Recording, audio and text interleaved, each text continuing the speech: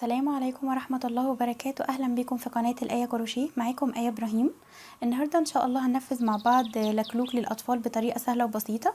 هنستخدم في اللكلوك ده نفس الغرز اللي احنا استخدمناها في الفيديو بتاع البونشو، غرزة الجراني وكمان الغرز بتاعة الفستونات. هسيب لكم اللينك بتاع الفيديو في الديسكريبشن بوكس أو كمان هتلاقوه ظاهر قدامكم دلوقتي على الشاشة. وهنستخدم نفس الخيوط، خيط هيمالايا ألبن. وهستخدم كمان في الفيديو ده إبرة مقاس 3.5 مليمتر، وهستخدم وحدة قياس ومقص وماركر وكمان إبرة تنظيف. جهزوا أدواتكم وتابعوني ويلا نبدأ. ودلوقتي قبل ما نبدأ مع بعض نعمل القاعدة بتاعة اللكلوك، احنا هنحتاج ناخد مقاس رجل الطفل اللي احنا بنعمله اللكلوك ده. هنحتاج طول القدم. الطول هناخد الطول من أول الصباع الكبير بتاع الرجل لحد الكعب. هنحتاج الطول وهنحتاج كمان العرض. الطول والعرض هناخدهم وكمان هنطرحهم من بعض. بعد ما نطرحهم من بعض الناتج اللي هيطلع ده احنا هنعمل سلاسل بنفس الطول ده. يعني مثلا انا بعمل دلوقتي اللكلوك ده لطفلة عندها من 3 شهور ل6 شهور. فالمقاسات الستاندر من 3 ل6. هو الطول 10.7 والعرض 5.6. فلما نيجي ننقص من 10.7 ل5.6 هيطلع معانا الناتج 5.1 أو 5.1. فبالتالي أنا هبدأ إن أنا أشتغل سلاسل لحد ما أوصل للطول ده. هبدأ إن أنا دلوقتي أشتغل سلاسل 1 2 3 4 5 6 7 8 9 10 11. وهبدأ ان انا اقيس السلاسل اللي انا عملتها دي بالشكل ده كده. هبدأ ان انا اقيس. هو طالع معايا يعني حوالي 5 بالظبط زي ما احنا شايفين كده. مش لازم 5.1، هو كده كده زي ما احنا عارفين ان الكروشيه بيمط، فما فيش اي مشكلة. هو طلع معايا ال11 سلسلة، طلع معايا 5 بالظبط. فهبدأ ان انا اكمل.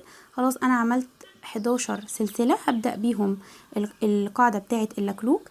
بعد كده هبدأ ان انا ارتفع 3 سلاسل 1 2 3 عشان هشتغل عمود بلفة.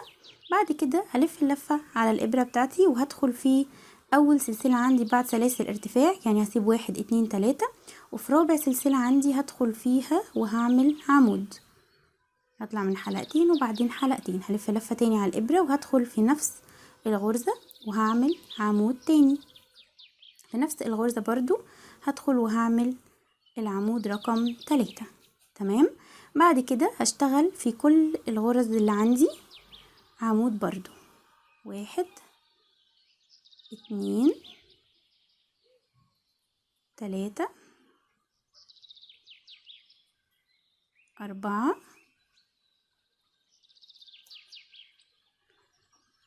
ادي 5 وادي 6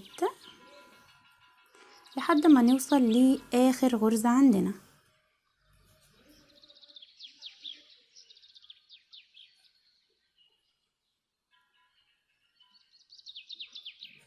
وصلنا مع بعض لاخر غرزة، والغرزة دي هشتغل فيها 6 عمود بلفة وهعلمهم لان الغرز دي اللي هعمل فيهم التزايد. ادي 1، هبدأ ان انا اعلمهم بالماركر. ادي اول غرزة 2 3 4 5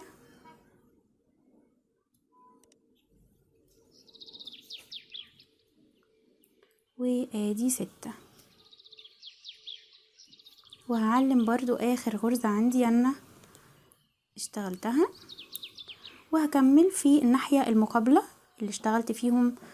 في كل غرزة اشتغلت فيها عمود هكمل في الجهة المقابلة فوق كل غرزة هعمل عمود لحد الغرزة الاولانية دي اللي انا عملت فيها 3 عمود في نفس الغرزة.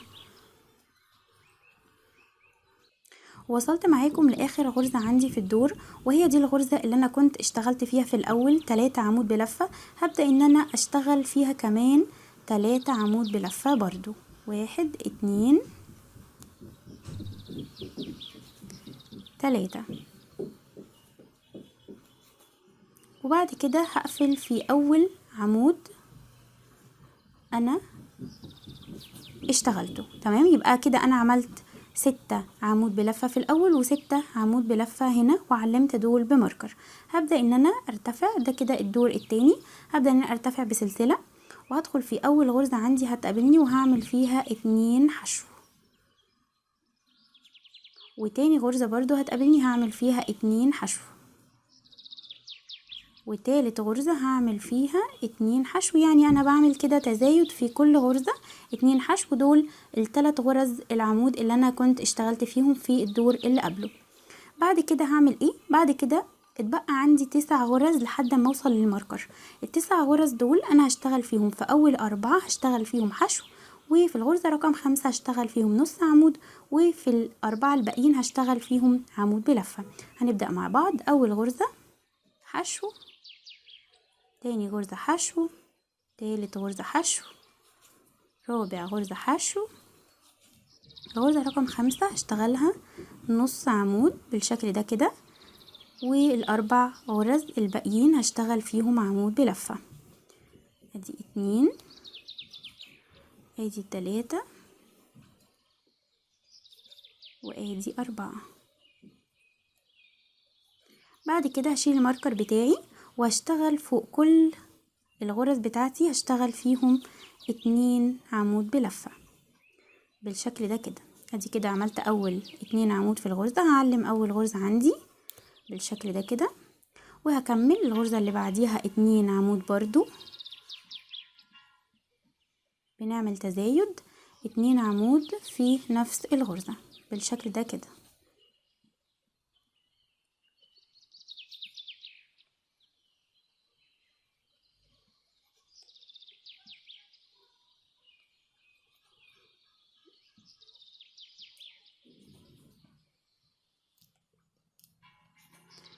اشيل الماركر بتاعي وهشتغل برضو مكانه 2 عمود بلفة،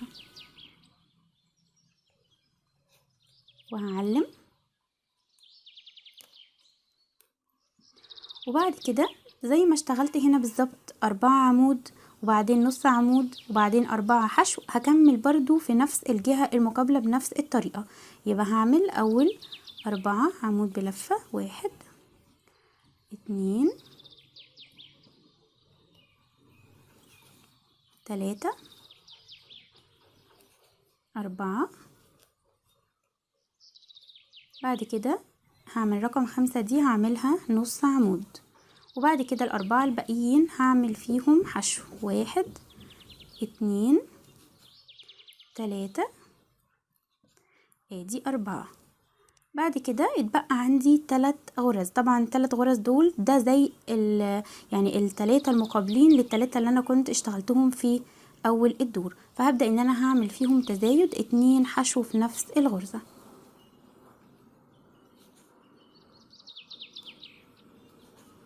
كل غرزة من ال3 هشتغل فيها 2 حشو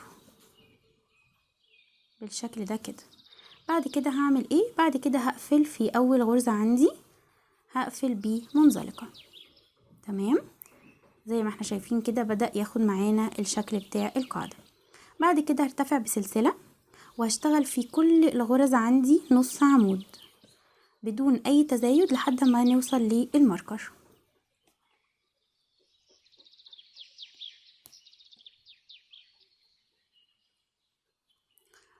وصلت معاكم للماركر بتاعي، هبدأ ان انا اشيله، والغرز اللي هي بين الماركرز بتوعي هبدأ ان انا اشتغل واحدة تزايد وواحدة نص عمود. طبعا احنا بدأنا اول الدور بنص عمود فوق كل غرزة، غرزة نص عمود بدون اي تزايد.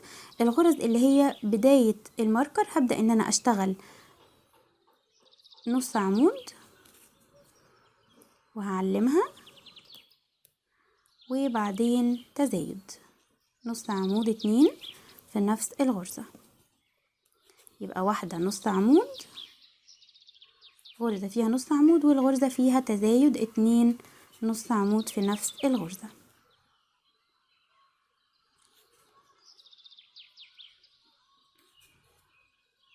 واحدة نص عمود واتنين نص عمود.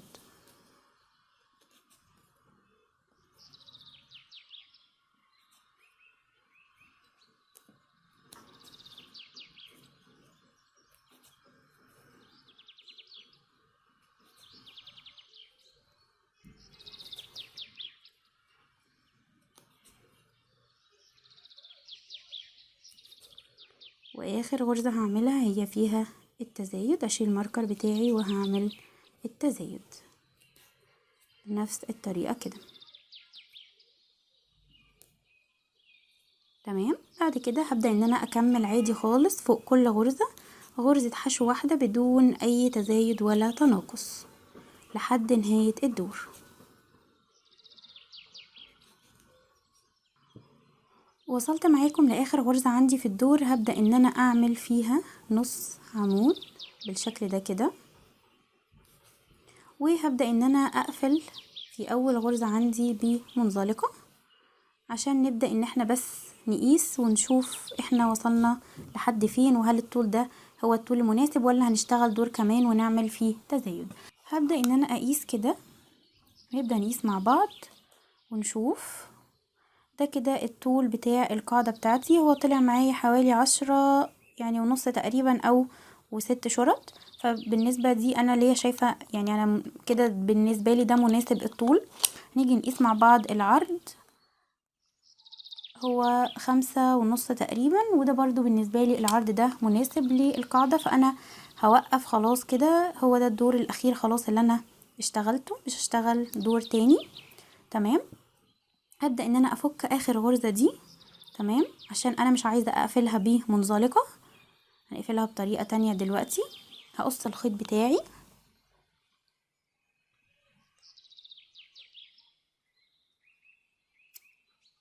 هبدأ ان انا اسحبه كده، وبإبرة التنظيف بتاعتي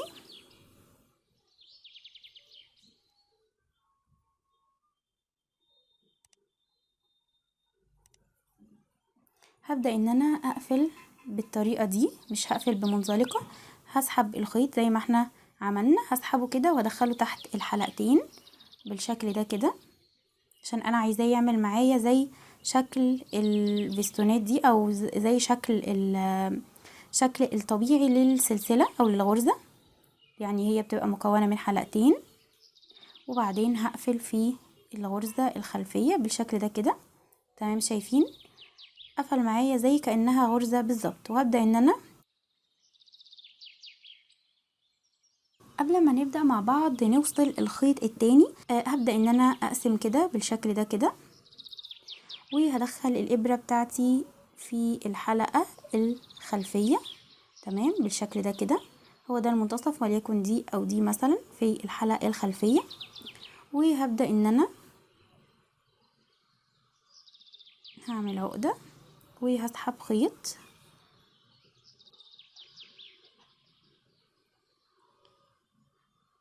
هرتفع بسلسلتين، 1 2. بعد كده هبدأ ان انا الف لفة على الابرة بتاعتي. هنشتغل عمود، بس هنشتغل عمود يعني عمود خلفي. تمام. هوريكم دلوقتي هندخل منين. احنا هنشتغل دلوقتي هندخل في الغرزة رقم 2. تمام.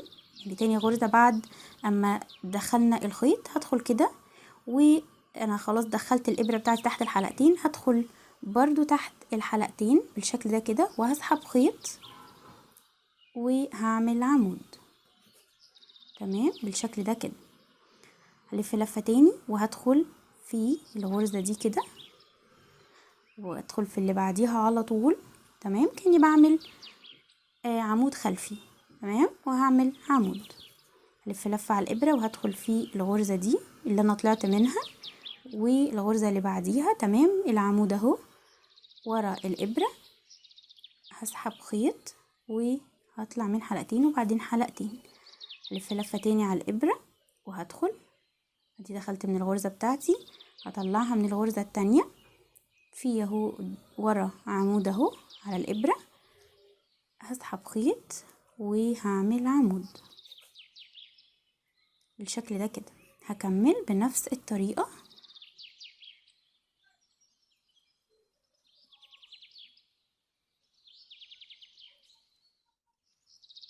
لحد نهاية الدور.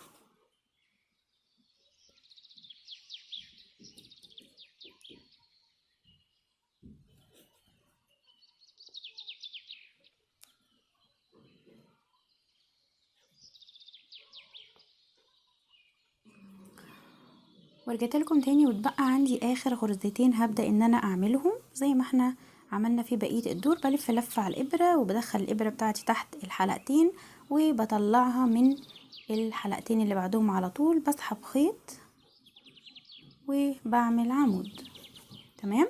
لف لفة تاني على الإبرة وهدخل في الغرزة، اخر غرزة عندي، وهدخل في الغرزة اللي انا اوريدي طلعت منها بسلسلتين، وبعدين هعمل عمود، وبعد كده هقفل في اول غرزة عندي انا اشتغلت فيها عمود بالشكل ده كده، هقفل بيه منزلقة. تمام.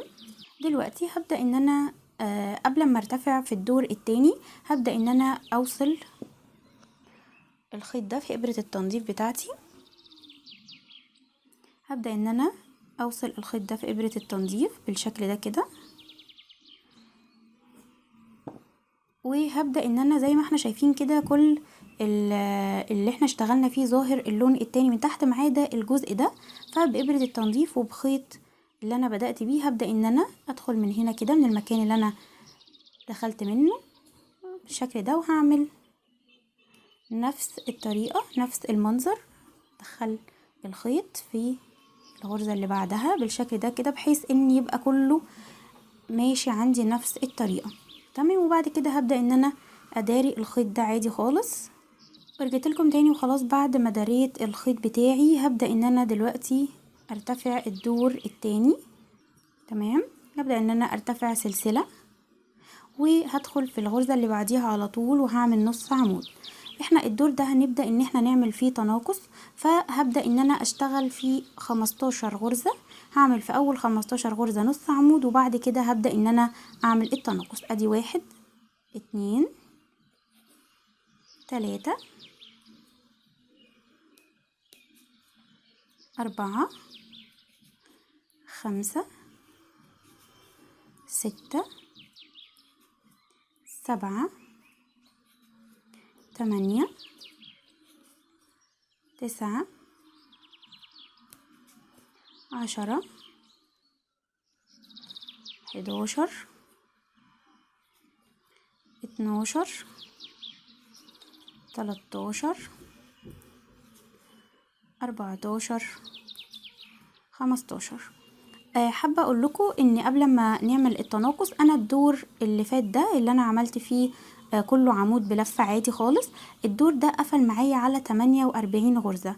فهبدأ ان انا اشتغل 15 غرزة نص عمود، بعد كده هبدأ ان انا اعمل تناقص في 18 غرزة، وبعد كده هشتغل عادي خالص في ال 15 غرزة الباقيين نص عمود. تمام. هبدأ ان انا دلوقتي خلاص اشتغلت اول 15 غرزة عندي. هبدأ ان انا الغرزة اللي بعديها على طول هبدأ ان انا هعمل فيها تناقص. هدخل اسحب خيط وهطلع من حلقتين وهلف لفة تاني على الابرة، وهدخل جوه الحلقة التانية جوه الغرزة التانية وهطلع من حلقتين. معايا 3 حلقات على الابرة، هسحب خيط وهطلع منهم التلاتة مرة واحدة، وكده انا عملت تناقص غرزتين خليتهم غرزة واحدة. هلف لفة تاني على الابرة لان الغرزة برضو اللي بعديها هعمل فيها تناقص. هسحب خيط وهطلع من حلقتين، هلف لفة تاني على الابرة وهدخل في الغرزة اللي بعديها على طول، هسحب خيط وهطلع من حلقتين. بعد كده معايا 3 حلقات على الابرة، هسحب خيط وهطلع منهم كلهم مرة واحدة.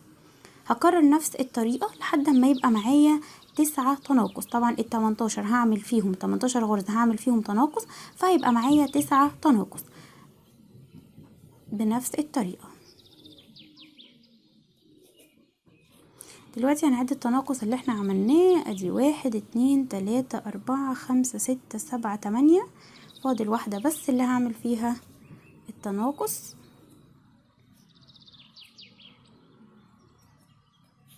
كده عملت 9 تناقص، بقى معايا 15 غرزة. هبدأ ان انا اشتغل فوق كل غرزة غرزة حشو بدون اي تزايد ولا تناقص. 2 ادي 3 ادي 4 ادي 5 ادي 6 ادي 7 ادي 8 ادي 9 10 11 12 13 14 ادي 15. بعد كده هقفل في اول غرزة عندي بالشكل ده كده بمنزلقة. بعد كده هبدأ في الدور الثالث، هبدأ ان انا ارتفع سلسلة، وهبدأ ان انا اعمل 14 غرزة من نص عمود. 1 2 3 4 5 6 7 8 9 10 11 12 13 ادي 14. وبعد كده هبدأ ان انا اعمل تناقص. طبعا زي ما احنا عارفين ان كان عندنا 9 عملنا فيهم تناقص، كانوا 18 وبقوا 9. هنبدأ دلوقتي ان احنا نعمل لحد ما يبقوا معانا 6 غرز تناقص. هبدأ ان انا ادخل بالابرة بتاعتي في الغرزة اللي جاية، هطلع من حلقتين، هلف لفة تاني وادخل في الغرزة اللي بعديها على طول، وبعدين هطلع من حلقتين، معايا 3 حلقات على الابرة، هسحب خيط وهطلع منهم ال3 مرة واحدة. ادي اول تناقص عملته، ادي تاني تناقص،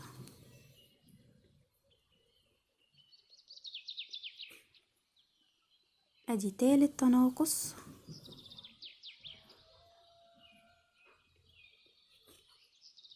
ادي رابع تناقص،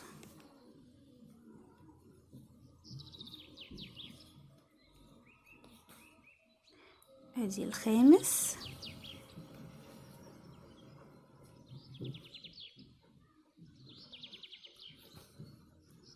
وادي سادس تناقص واخر تناقص هعمله.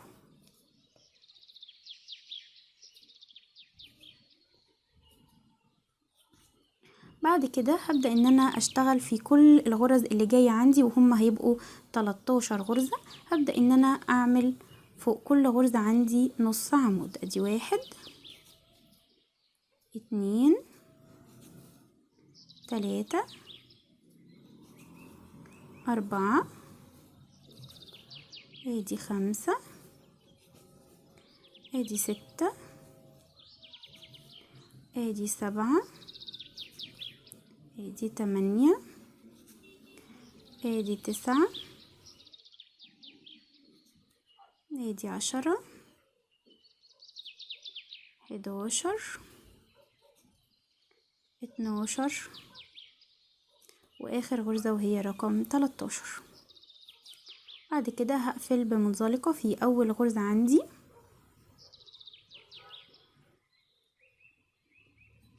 بالشكل ده كده. شايفين بدأ ياخد معايا شكل ازاي؟ بعد كده الدور الجاي هرتفع بيه سلسلة، وبعد كده هعمل في اول 13 غرزة عندي نص عمود. اول 13 غرزة بس هعمل فيهم نص عمود. ادي 1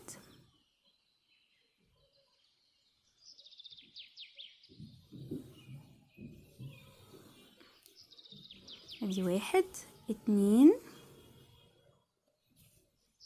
3 4 5 6 7 8 9 10 11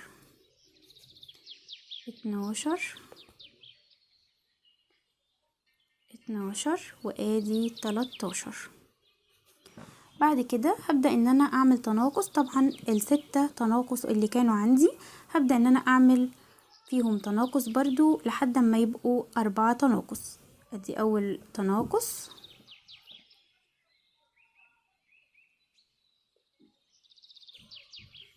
تاني تناقص،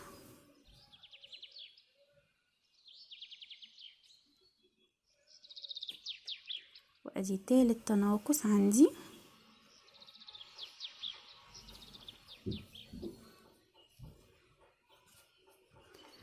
وادي رابع تناقص واخر تناقص عندي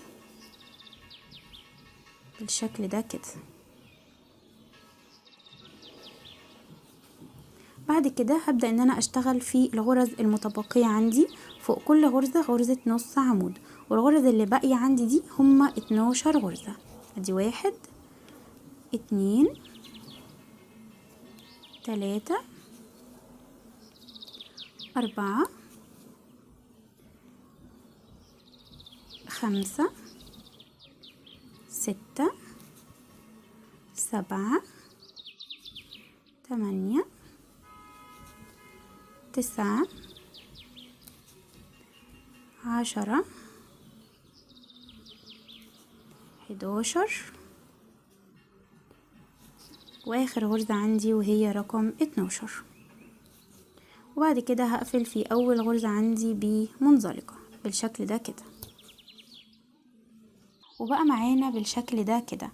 خلاص انا بالنسبه لي كده هوقف تناقص. انا بالنسبه لي خلاص مش عايزه اعمل تناقص تاني، فهبدا الدور ده هعمل فيه غرزه حشو، هرتفع سلسله، والدور ده كله هشتغل فوق كل غرزه غرزه حشو واحده بس.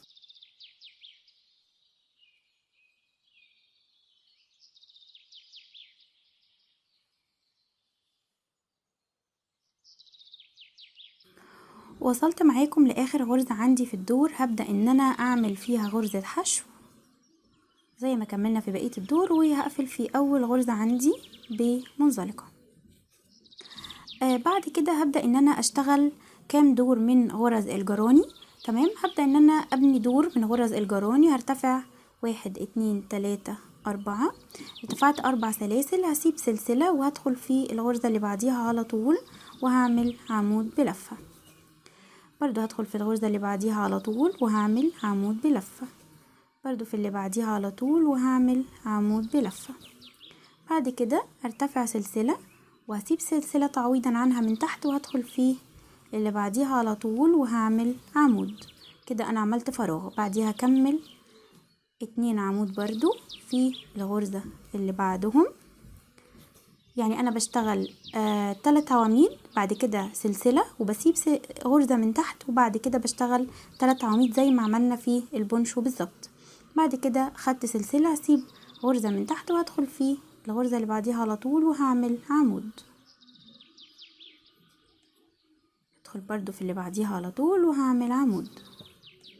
تالت غرزة عندي هعمل فيها عمود. بعد كده هرتفع سلسلة وهسيب غرزة من تحت وهدخل في اللي بعديها وهعمل عمود، وهكرر بنفس الطريقة كده لحد نهاية الدور. وصلت معاكم لنهاية الدور واتبقى عندي 4 غرز. مفروض ان انا هسيب غرزة دلوقتي عشان انا ارتفعت سلسلة، والمفروض ان انا ال3 غرز اللي جايين اشتغل في كل واحدة عمود بلفة. بس انا مش هعمل كده، لاني لو انا اشتغلت فوق كل واحدة عمود بلفة وهاجي هقفل هنا بمنزلقة فيبقى عندي 4 عواميد، مش هيبقى نفس غرزة الجراني. فبالتالي انا هسيب غرزتين من تحت وهدخل في رقم 3 هعمل عمود، وفي اللي بعديها على طول هعمل عمود عشان لما اقفل بمنزلقة في تالت سلسلة عندي من سلاسل ارتفاع يبقى نفس المنظر كده، 3 عواميد وبعدين فراغ و3 عواميد 3 عواميد وفراغ، وهكذا لحد نهاية الدور بنفس الطريقة، ما يبقاش عندي 4 عواميد وفراغ وهكذا. هبدأ ان انا دلوقتي ادخل جوه الفراغ بتاعي وهعمل منزلقة وهرتفع 3 سلاسل. دلوقتي هبدأ ان انا اشتغل جراني. ادي تاني غرزة وادي تالت غرزة، طبعا لاني ال3 سلاسل اللي انا اشتغلت فيهم انا اعتبرتهم بمثابة اول عمود. هاخد سلسلة وهروح على الفراغ وهشتغل 3 عمود بلفة، 1 2 3، وبعدين سلسلة وهروح على الفراغ وهشتغل 3 عمود بلفة، وهكمل بنفس الطريقة كده. وهقفل طبعا في سلاسل ارتفاع زي ما احنا عملنا في البونشو بالظبط. هسيب لكم اللينك بتاعه هيظهر قدامكم على الشاشة دلوقتي. ورجعت لكم تاني، واخر غرزة عندي في الدور هبدأ ان انا اعملها. انا اخدت سلسلة، هبدأ ان انا ادخل جوه الفراغ واعمل 3 عمود بلفة بالشكل ده كده. بعد كده هاخد سلسلة وهروح على تالت غرزة من سلاسل ارتفاع وهدخل فيها وهعمل منزلقة.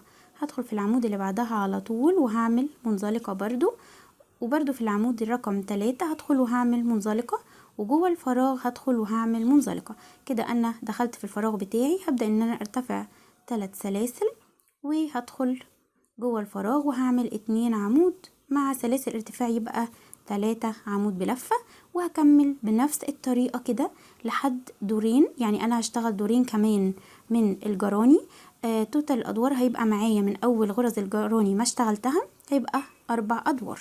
هكمل بنفس الطريقة كده وهرجع لكم. وصلت معاكم دلوقتي لاخر فراغ، هبدأ ان انا اعمل فيه 3 عمود بلفة،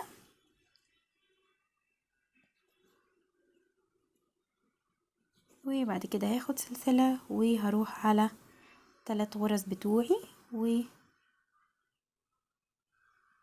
فيهم بمنزلقة. بعد كده هرتفع سلسلة وهقص الخيط بتاعي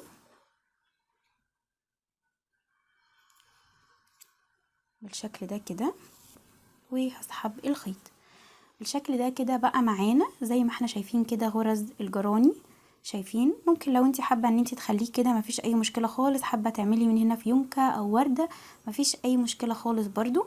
بس انا حابه اعمل دور من الفستونات عشان يبقى اللكلوك نفس الفستونات بالظبط اللي هي في البونشو. وحابه ان احنا كمان نركب فيونكه هنا. هسيب لكم برضو اللينك بتاع الفيديو بتاع الفيونكه في الديسكريبشن، او هتلاقوه ظاهر قدامكم دلوقتي على الشاشه.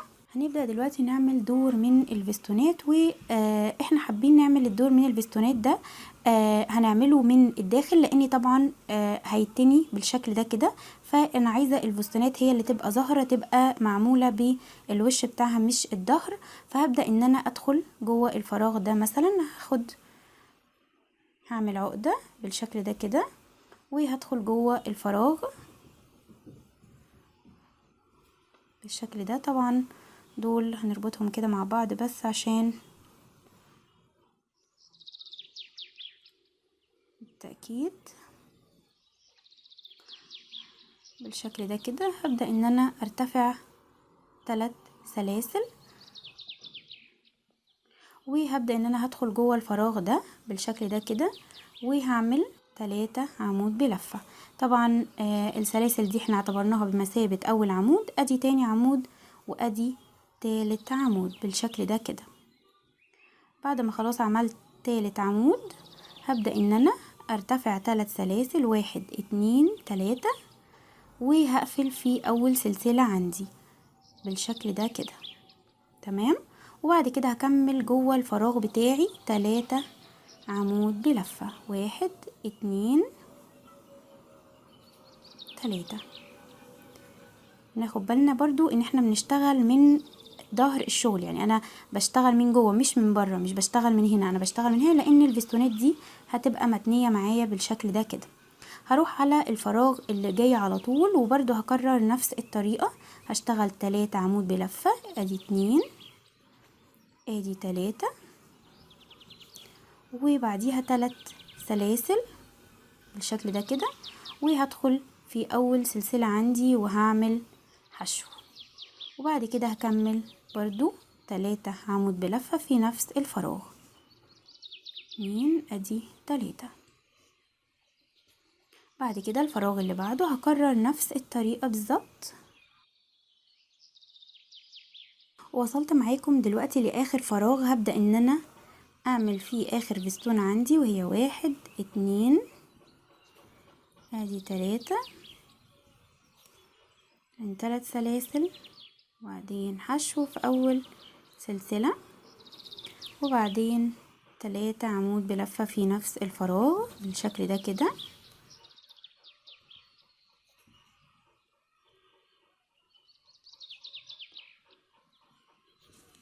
وبعد كده هقفل بمنزلقة في تالت سلسلة عندي ارتفعت بيها